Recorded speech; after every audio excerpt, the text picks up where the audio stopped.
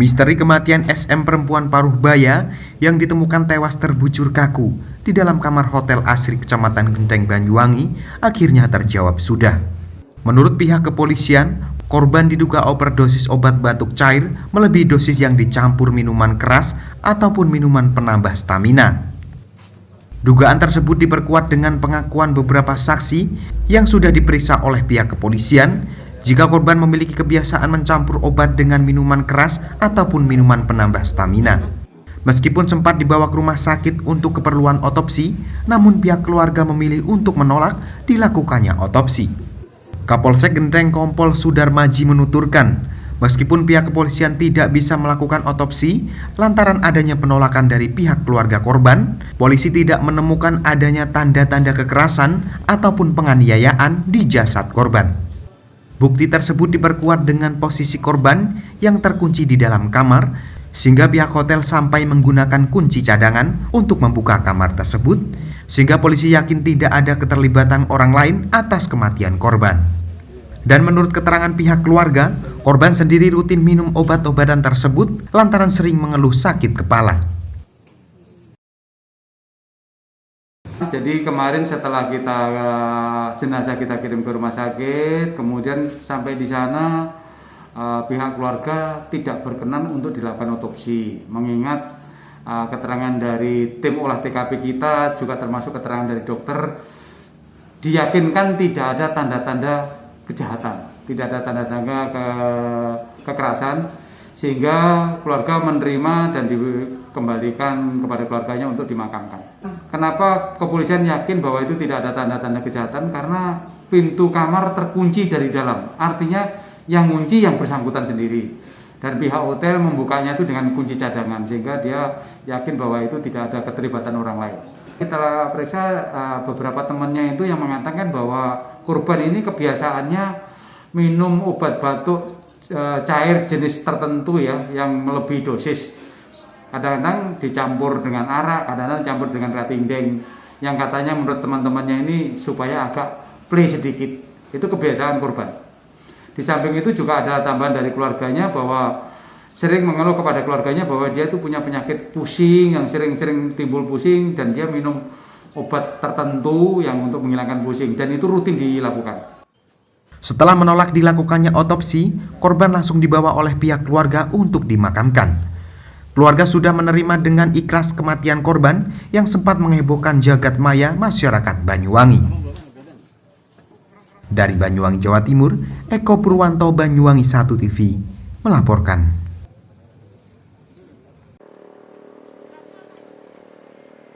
Pemirsa, guna mempercepat program vaksinasi, pemerintah Kabupaten Banyuwangi, Jawa Timur terus gencar melakukan vaksinasi di kalangan masyarakat.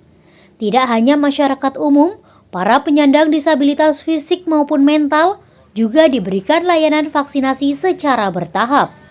Seperti yang dilakukan di Desa Rejosari, Kecamatan Gelaga, Banyuwangi pada Minggu siang. Untuk mempermudah program vaksinasi bagi penyandang disabilitas, petugas vaksinasi dari Puskesmas Paspan menerapkan sistem jemput bola dengan mendatangi satu persatu rumah penyandang disabilitas yang sudah didata sebelumnya. Layaknya vaksin pada umumnya, para penyandang disabilitas ini juga dilakukan pemeriksaan kesehatan, meliputi tes tensi darah, didata oleh petugas, dilakukan penyuntikan vaksinasi dan masa observasi. Vaksinasi jemput bola ini sudah dilakukan dalam 3 hari terakhir. Petugas vaksinasi juga didampingi oleh Babinsa dan Babin Kamtipmas serta Kepala Desa. Secara umum melaksanakan vaksinasi tidak ada kendala. Hanya saja, para petugas vaksinasi perlu memberikan pemahaman dan pendekatan khusus agar penyandang disabilitas mau melakukan vaksinasi. Hingga hari ini sudah ada 30 orang penyandang disabilitas di wilayah Kecamatan Gelagah yang sudah mendapatkan suntikan vaksin COVID-19 jenis Sinopharm. Layanan vaksinasi jemput bola bagi penyandang disabilitas ini akan terus dilakukan secara bertahap. Saran vaksinasi hari ini untuk masyarakat yang disabilitas, khususnya wilayah kerja Puskesmas Paspan, wilayah Kecamatan Gelaga. Ada berapa Bu total? Sasaran seluruhnya di wilayah kita 103. Sudah berjalan dari hari mulai kemarin, hari ini kita sekitar ada 6 sasaran masyarakat yang tervaksin. Untuk metodenya vaksinasi dengan masyarakat khusus tersebut, kita jemput bola ke rumahnya, kita vaksin ke rumahnya, kita datangi satu persatu, door to door, datang ke rumahnya. Untuk kendalanya, karena keadaannya khusus, jadi kita pemahaman mereka itu kan masih kurang. Ada yang menolak, ada yang masih takut seperti itu. Ada yang menolak, ada. Pendekatan ekstra. Tapi sejauh ini lancar Bu ya? Alhamdulillah lancar. Sudah sekitar 30. Sementara itu, total penyandang disabilitas di wilayah Kecamatan Gelagah Banyuwangi yang akan mendapatkan vaksinasi sebanyak 103 orang yang terdiri dari penyandang disabilitas cacat fisik dan mental. Kegiatan ini dilakukan untuk mempercepat program vaksinasi bagi masyarakat dengan harapan kekebalan tubuh meningkat dan terhindar dari COVID-19. Dari Banyuwangi, Jawa Timur, Tim Liputan Banyuwangi 1 TV melaporkan.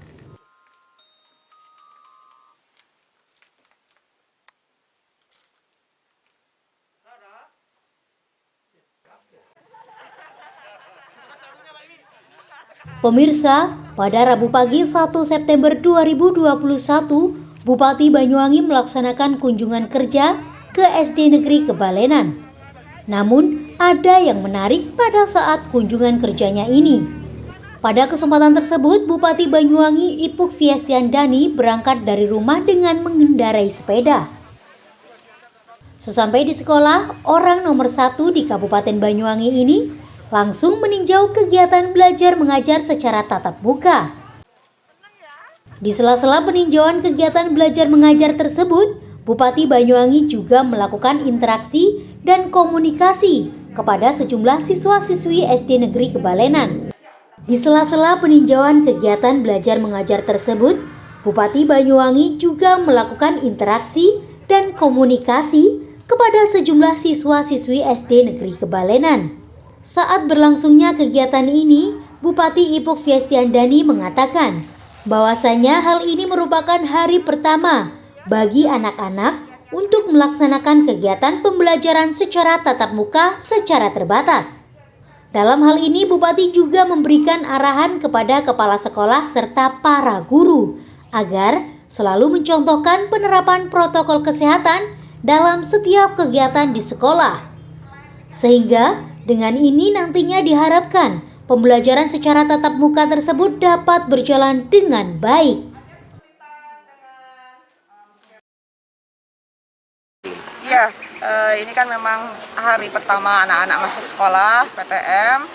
Saya senang sekali melihat anak-anak juga bahagia mereka bisa masuk sekolah. Ya, kami berharap anak-anak bisa panjang melaksanakan PTM-nya, tidak terhenti dalam 1 minggu, nanti kita naik lagi ke level 4. Maka ini perlu kerja bersama anak-anak sekolah, tapi kesehatan mereka juga terjaga. Dan tadi juga kami sudah sampaikan kepada para guru, kepala sekolah di sini untuk meningkatkan protokol kesehatan di lingkungan sekolah. Anak-anak jangan sampai lepas masker, kecuali kalau mereka mau makan dan mau minum. Lalu juga jaga jarak ini juga harus tetap dilakukan kepada anak-anak agar menjaga mereka saling terhindar ya dari COVID. Dan satu lagi yang memang saya sampaikan kepada guru-guru untuk tidak memaksakan kepada anak-anak membeli seragam, lalu memaksa mereka untuk membeli buku, karena kondisi sekarang sangat berbeda. Mungkin orang tua dari anak-anak juga ada yang secara ekonomi ada yang kesulitan, maka jangan paksakan anak-anak, terutama anak kelas 1 untuk membeli buku dan seragam.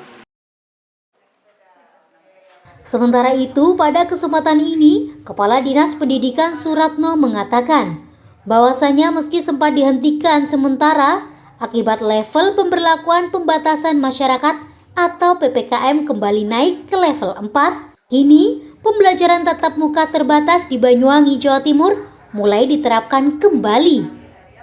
Hal ini dilakukan karena Kabupaten Banyuwangi kini kembali memasuki level 3 dalam penerapan PPKM. Selain itu, dilaksanakannya kegiatan pembelajaran tatap muka ini juga mengacu kepada Inmendagri nomor 38 tahun 2021. Selain itu, dalam hal ini Suratno juga menjelaskan bahwasanya pada pelaksanaan pembelajaran tatap muka di Banyuwangi saat ini sekitar 80% sekolah sudah menerapkan pembelajaran tatap muka kembali. Jadi karena ini hari pertama, kita baru menerima instruksi Mendagri kan kemarin malam ya. Kemarin malam, pagi kami langsung koordinasi dan konsultasi dengan sekretariat, dengan Pak Asmin, dengan Headdesk COVID-19. Dan kami diizinkan untuk bisa mengumumkan sekolah hari ini, hari Rabu, tanggal 1 September sudah bisa tatap muka. Begitu dapat lampu hijau, kami kemarin pagi langsung melaksanakan pertemuan pakai Zoom ya, by Zoom, semua kepala SMP negeri, swasta, kemudian Korwil Kersadik yang 25. Di sana kami sampaikan sambil menunggu selesainya SE Satgas COVID-19 Kabupaten Banyuwangi dan juga Dinas Pendidikan, saat itu kami umumkan bahwa besok sudah bisa tatap muka. Namun tetap harus berdasarkan pada kriteria atau persyaratan untuk bisa melaksanakan PTM, antara lain prokes ya.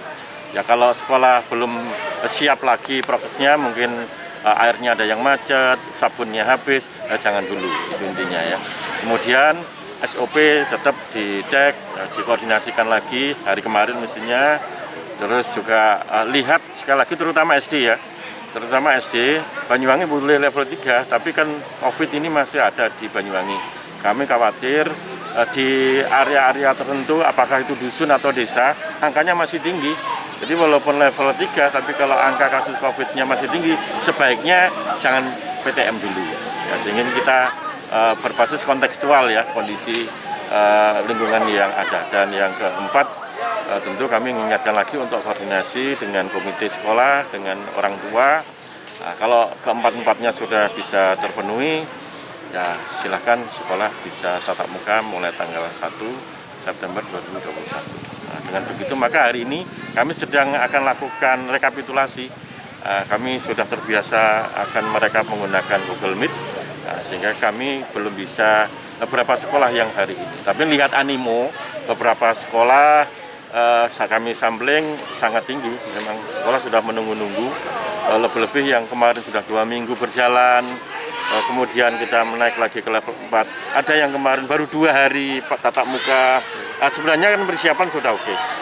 Mudah-mudahan dengan pengumuman saya kemarin yang lebih awal, hari ini semua sekolah sudah bisa tatap muka. Dan kalau semuanya tatap muka, maka data sekolah kita itu untuk SMP kita ada 204 ya. Kemudian SD-nya ada 821, PAUD-nya itu kalau total semuanya masuk ada 1029. Nah, cuman realnya masih akan kami rekap pada. Dengan ini nantinya diharapkan ke depan pandemi COVID-19 dapat segera mereda, sehingga kegiatan belajar mengajar secara tatap muka dapat dilakukan dengan maksimal. Dari Banyuwangi, Jawa Timur, Tim Liputan Banyuwangi 1 TV melaporkan.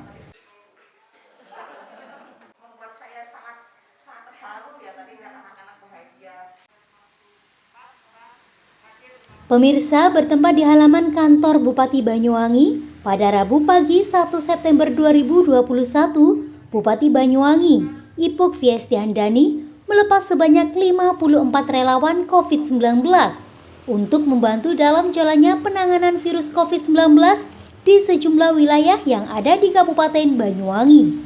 Pada kesempatan ini berlangsung, Bupati Banyuwangi melepas serta memberikan arahan kepada sejumlah relawan. Dalam arahannya, Bupati mengatakan bahwasanya para relawan ini harus terlibat aktif dalam penanganan virus COVID-19. Selain itu, dalam hal ini Bupati juga menghimbau apabila nantinya sedang menjalankan tugas, para relawan harus selalu menjadi pelopor dalam menjalani penanganan COVID-19. Selain arahan pada kesempatan ini, sejumlah relawan tersebut juga telah diberikan edukasi terkait penerapan protokol kesehatan dan penanggulangan virus COVID-19. Dengan adanya hal ini nantinya bekal ilmu tersebut bisa diterapkan di lapangan untuk mengedukasi kepada masyarakat sehingga masyarakat mengerti dan paham akan bahaya virus COVID-19. Sementara itu, Bupati Banyuwangi Ibu Fiestiandani dalam hal ini mengatakan bahwa dengan adanya relawan bertujuan untuk mempercepat dalam menangani virus COVID-19. Selain itu, serta untuk membantu pemerintah dalam mempercepat upaya vaksinasi yang gencar dilakukan berbagai pihak. Tujuannya ya semakin banyak orang yang terlibat dalam menangani pandemi, mudah-mudahan semakin cepat kita bisa melakukan upaya-upaya percepatan baik itu vaksinasi, baik itu juga preventif dalam penyebaran COVID-19. Alhamdulillah ada 54 relawan yang sudah kita rekrut. Nah, mudah-mudahan nanti dengan 54 relawan ini bisa secara masif penyerapan vaksinasinya, lalu juga untuk tracingnya, dan mereka juga bisa membantu mengedukasi masyarakat terhadap protokol kesehatan yang harus disiplin dilaksanakan di tengah-tengah masyarakat. Indikatornya yang pertama tracing, lalu yang kedua angka konfirmasi, dan yang ketiga angka kematian. Nah, inilah 3 indikator ini yang menjadi modal bagi kita untuk diperkuat agar levelnya juga nanti bisa turun. Mobilitas juga salah satu menjadi indikator karena semakin aktif masyarakat berada di luar rumah, ini pasti akan menimbulkan penyebaran virus juga semakin masif juga di tengah masyarakat. Kita sudah membuka atau melakukan aturan baru berkaitan dengan ekonomi. Nah, mudah-mudahan dengan menurunnya Kabupaten Banyuwangi dari level 4 ke level 3 ini juga mudah-mudahan diiringi dengan pertumbuhan ekonomi yang semakin membaik lagi. Dalam hal ini, Ipuk juga menghimbau agar para relawan untuk tetap menjaga protokol kesehatan saat melakukan aktivitasnya, sehingga nantinya ini bisa menjadi pelopor kesehatan di masa pandemi COVID-19. Pada kesempatan ini, Bupati juga menghimbau kepada masyarakat agar dapat selalu terlibat dalam penanganan COVID-19. Dengan ini diharapkan nantinya Banyuwangi bisa lebih cepat untuk menekan penularan virus COVID-19. Dari Banyuwangi, Jawa Timur, Tim Liputan Banyuwangi 1 TV melaporkan. Pemirsa, BMKG atau Badan Meteorologi, Klimatologi, dan Geofisika kelas 3 Banyuwangi memberikan peringatan dini mengenai kewaspadaan terhadap terjadinya cuaca buruk yang berupa gelombang tinggi. Gelombang setinggi 3 hingga 5 meter berpotensi akan terjadi di laut perairan selatan Jawa Timur. Potensi gelombang setinggi 5 meter ini akan terjadi 4 hari ke depan. Penyebab terjadinya gelombang setinggi 5 meter di perairan selatan Jawa Timur hingga selatan Banyuwangi ini karena terjadinya tekanan rendah di wilayah utara, sehingga menambah kecepatan angin yang menyebabkan ketinggian gelombang laut. Untuk itu, Prakirawan BMKG pada Stasiun Meteorologi kelas 3 Banyuwangi, Ibnu Haryo menjelaskan bahwa 4 hari ke depan, masyarakat harus berwaspada terhadap potensi gelombang setinggi hingga 5 meter di selatan perairan Jawa Timur. Untuk 4 hari ke depan, tanggal 2 sampai 5 September, itu ada peningkatan tinggi gelombang di perairan selatan Banyuwangi khususnya. Tinggi gelombang sendiri signifikan sampai 3 sampai 5 meter tingginya. Itu diharapkan kepada pelaku aktivitas di perairan selatan, baik nelayan atau wisatawan, untuk mewaspadai terhadap potensi yang membahayakan. Dan untuk cuacanya sendiri berpotensi berawan hingga hujan ringan. Untuk umumnya selatan Jawa Timur adanya tekanan rendah di wilayah utara. Nah, itu meningkatkan kecepatan angin yang menyebabkan meningkatnya juga tinggi gelombang perairan. Kewaspadaan gelombang setinggi 5 meter ini menyebabkan bahaya bagi aktivitas nelayan dan wisatawan, khususnya wilayah pantai selatan. Dari Banyuwangi, Jawa Timur, Tim Liputan Banyuwangi 1 TV melaporkan.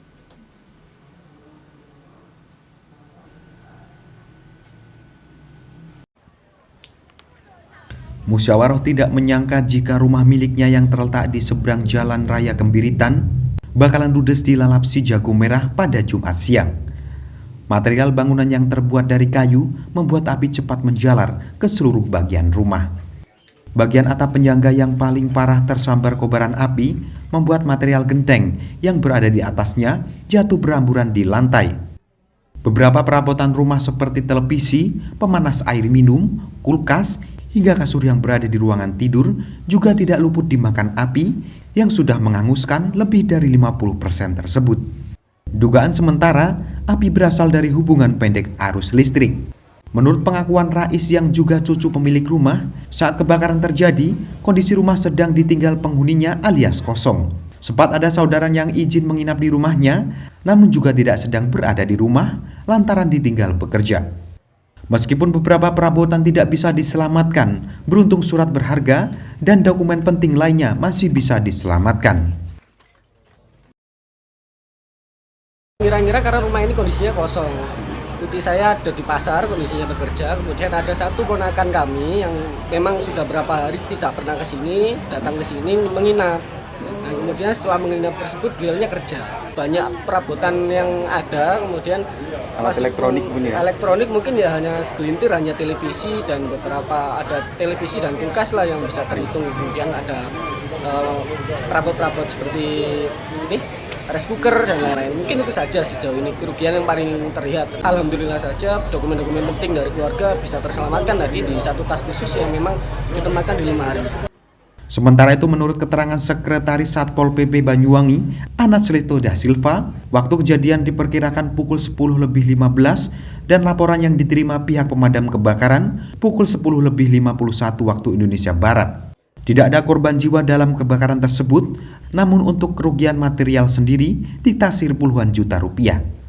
Mobil pemadam kebakaran yang cepat bergerak menuju ke lokasi berhasil memadamkan api dengan singkat, sehingga api tidak sampai merembet ke bangunan lain yang jaraknya cukup berdekatan. Jam 10.15 ya. Laporan masuk 10.51. Korban jiwanya nggak ada karena pemiliknya tadi kan aktivitasnya kan di pasar. Rumahnya kosong. Kerugian tentunya ini kan atapnya kan habis semua juga. Paling tidak ya dia kalau perbaiki ini semua paling tidak 60 ke atas lah. Kira-kira 60 gitu baru bisa memperbaiki lagi semua untuk atapnya. Kalau bawahnya kan nggak apa-apa. Leto juga menambahkan, kesikapan pihak pemadam untuk cepat sampai ke lokasi tidak lepas dari adanya pos pemadam yang berada di Kecamatan Genteng, yang kini dilengkapi 2 armada pemadam kebakaran. Dan unit yang ada di Banyuwangi Kota tetap diberangkatkan untuk membackup sebagai langkah antisipasi jika api merembet ke bagian lainnya. Dari Banyuwangi, Jawa Timur, Tim Liputan Banyuwangi 1 TV melaporkan.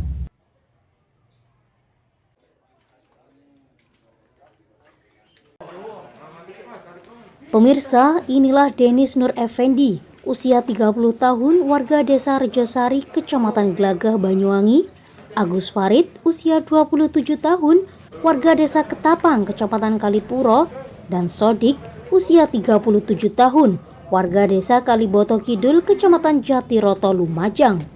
Ketiganya berhasil ditangkap petugas setelah diketahui menjual surat rapid test antigen palsu di kawasan Pelabuhan Penyeberangan ASDP Ketapang, Banyuwangi pada Kamis siang. Ketiga komplotan pembuat surat rapid test palsu tersebut memiliki peran berbeda-beda.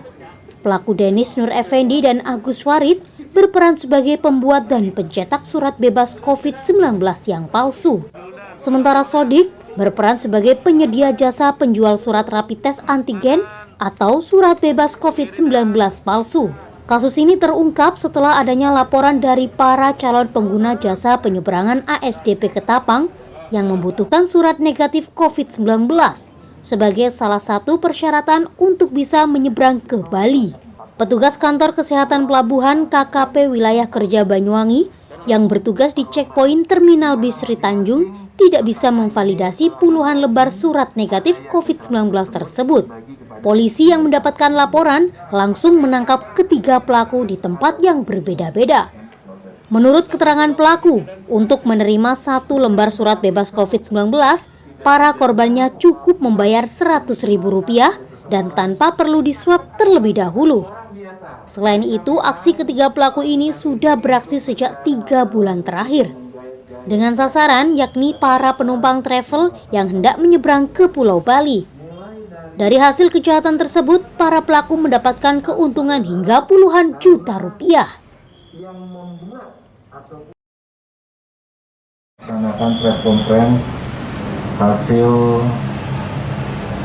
pengungkapan kasus rapid antigen palsu yang ada di wilayah Banyuwangi, di mana selama 3 bulan kami melakukan penyelidikan hingga telah diungkap dalam bentuk rapid antigen palsu yang dikeluarkan untuk melakukan penyeberangan ke wilayah Bali ataupun Gilimanuk, di mana modus operandi tersebut adalah kerjasama mereka berdua untuk menawarkan bahwasannya ada pelaksanaan rapid antigen yang tanpa tes, sehingga dengan adanya tersebut kami melaksanakan penyelidikan untuk mengungkap kasus daripada jaringan ini.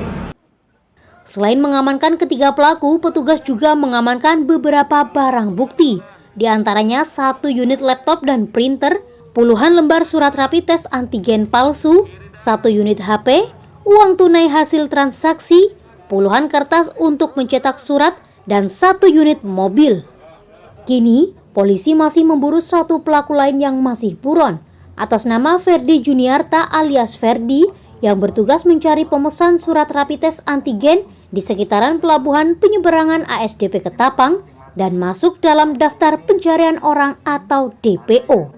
Untuk mempertanggungjawabkan perbuatannya, kini ketiga pelaku mendekam di balik jeruji besi tahanan Mapolresta Banyuwangi dan dijerat dengan pasal 263 ayat 1 tentang pemalsuan dokumen dengan ancaman hukuman 6 tahun penjara. Dari Banyuwangi, Jawa Timur, Tim Liputan Banyuwangi 1 TV melaporkan.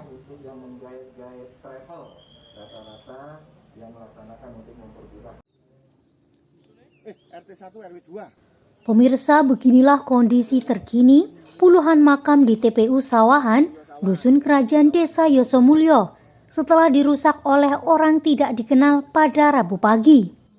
Makam yang semula berdiri kokoh sebagian dicongkel dari tempat asal dan sebagian lainnya rata dengan tanah.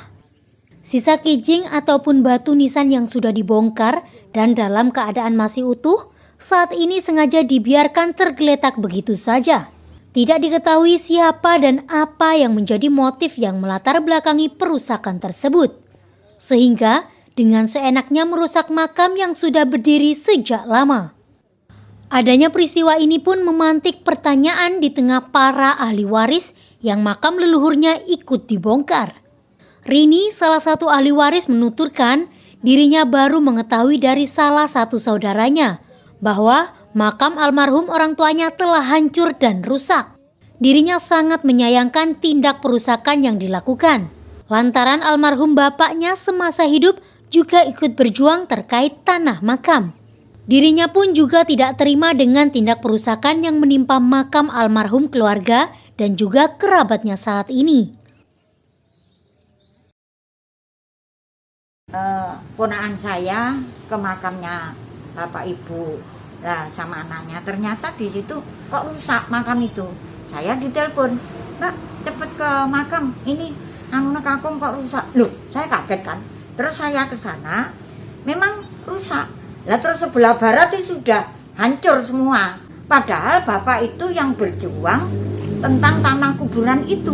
Nah, begitu ada semangat seperti itu, kok tego? Ada apa ini? Maksudnya kok dihancurkan? Tapi kalau memang dari pihak keluarga yang dibongkar semua itu dia rela menerima, monggo, itu urusan dia. Tapi saya nggak bisa terima. Menurut keterangan beberapa warga, kejadian ini berlangsung saat proses pemakaman salah satu warga setempat. Lantaran makam sudah penuh, akhirnya dipilihlah jalan keluar dengan cara memindahkan makam yang lama dengan cara dibongkar agar bisa ditempati oleh jenazah yang lain. Dan hal itu pernah dimusyawarahkan bersama jauh-jauh hari sebelumnya. Namun tindak pengerusakan itu sangat disayangkan oleh Kepala Desa Yosomulyo yakni Joko Utomo. Lantaran baru pertama kali terjadi di wilayahnya. Diharapkan tidak ada pihak yang sengaja memprovokasi ataupun memanfaatkan kondisi yang ada saat ini. Pihaknya saat ini telah menerjunkan tim guna menggali informasi di lapangan, minimal mengetahui duduk permasalahannya, sehingga bisa dicarikan jalan keluar ataupun solusi terkait permasalahan tersebut.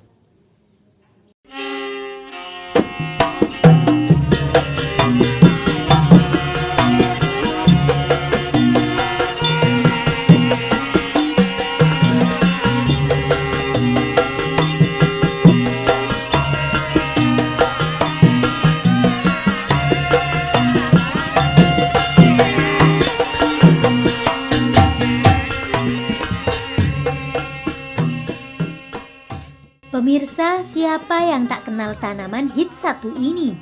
Iya, porang menjadi tanaman ekspor yang sekarang ini banyak digandrungi oleh banyak orang. Mungkin saja termasuk Anda yang ingin memulai agribisnis porang dan ingin mengetahui segala hal terkait umbi porang ini. Porang memang saat ini sangatlah potensial. Terlebih pasarnya sekarang sudah mancanegara. Sebenarnya tanaman yang sering disebut mirip suwek ini sudah lama ditanam di beberapa daerah di Pulau Jawa, termasuk di Banyuwangi.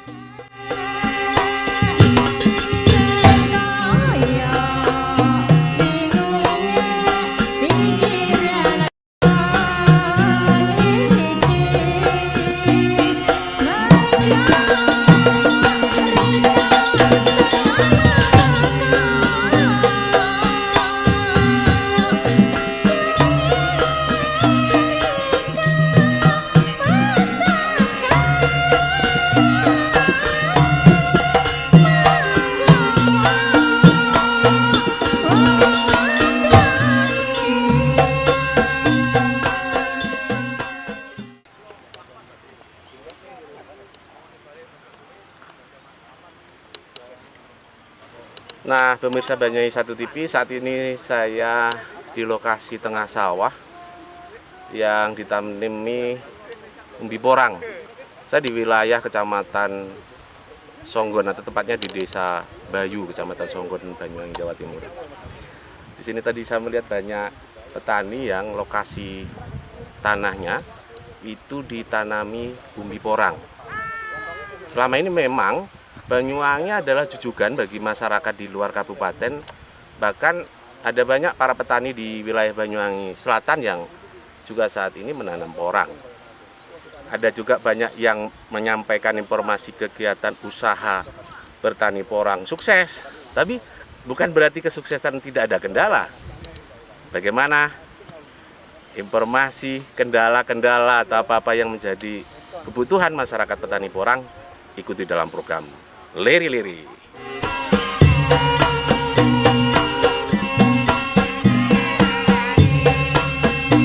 Tanaman porang memang sekilas tidak terlihat potensinya karena umbi porang yang tersimpan di dalam tanah. Walaupun begitu, banyak pebisnis dan petani mengaku bisa mendatangkan pundi-pundi keuntungan berlipat. Bahkan sekarang ini banyak orang melirik salah satu jenis agribisnis tersebut. Terlebih, banyak orang juga mencoba peruntungan yang mendulang banyak rupiah. Potensi tanaman porang memiliki pasar ekspor yang menjanjikan dan dinilai dapat meningkatkan kesejahteraan masyarakat serta pertumbuhan ekonomi secara nasional.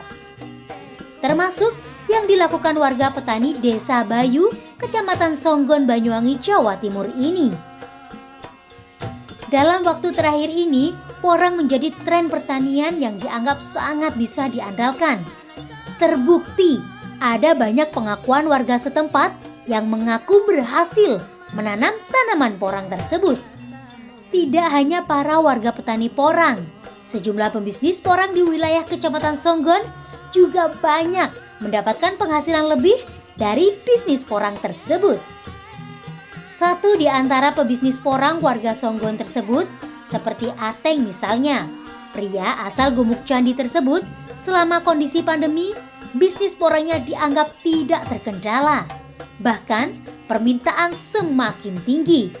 Tidak hanya oleh warga dalam kota Banyuwangi, namun juga dari luar kota Banyuwangi seperti Madiun dan Mojokerto.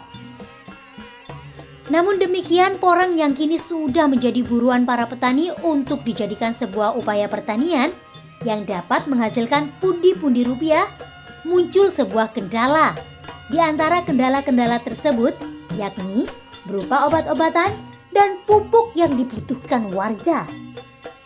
Salah satu pengakuan itu diakui oleh Nur Salim, salah satu warga Sambung Rejo, Desa Bayu, Kecamatan Songgon.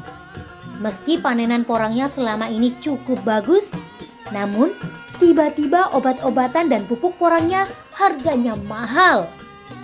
Sehingga para petani khawatir butuh nyali besar untuk bisa memahami sebagai petani porang, agar panenan kedepannya tidak merugi akibat pupuk dan obat-obatan yang semakin meninggi harganya.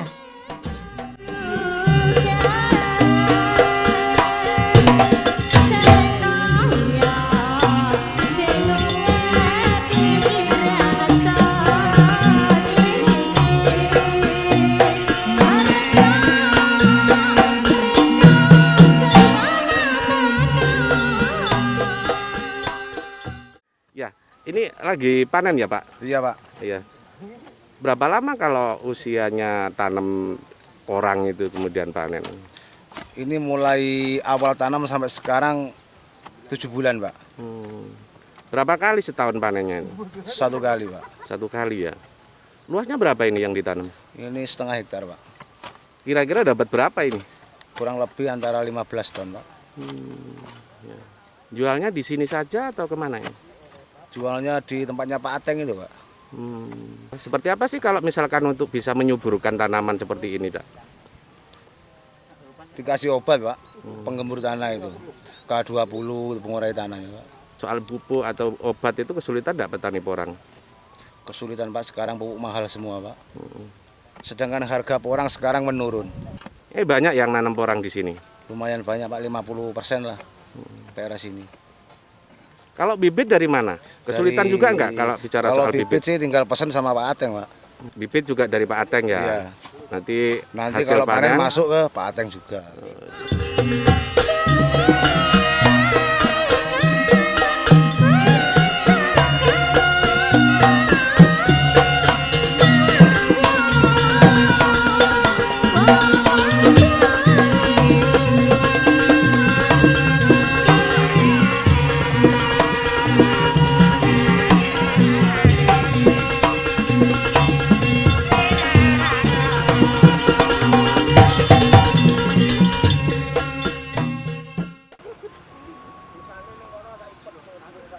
Nah pemirsa Banyuwangi 1 TV, itulah tadi serangkaian kegiatan liputan kami bersama petani umbi porang di wilayah Bayu, Kecamatan Songgon, Banyuwangi. Ada banyak juga keluhan-keluhan yang disampaikan oleh masyarakat petani di sini. Dan ada banyak pula masyarakat yang sudah menyampaikan informasi kesuksesan, kemudahan-kemudahan bagaimana menanam. Mudah-mudahan apa yang menjadi liputan lere-lere kami saat ini menjadi nilai manfaat terutama bagi masyarakat atau pemirsa Banyuwangi 1 TV. Mohon maaf dengan segala kekurangannya. Sampai ketemu lagi dalam program lere-lere. Assalamualaikum warahmatullahi wabarakatuh.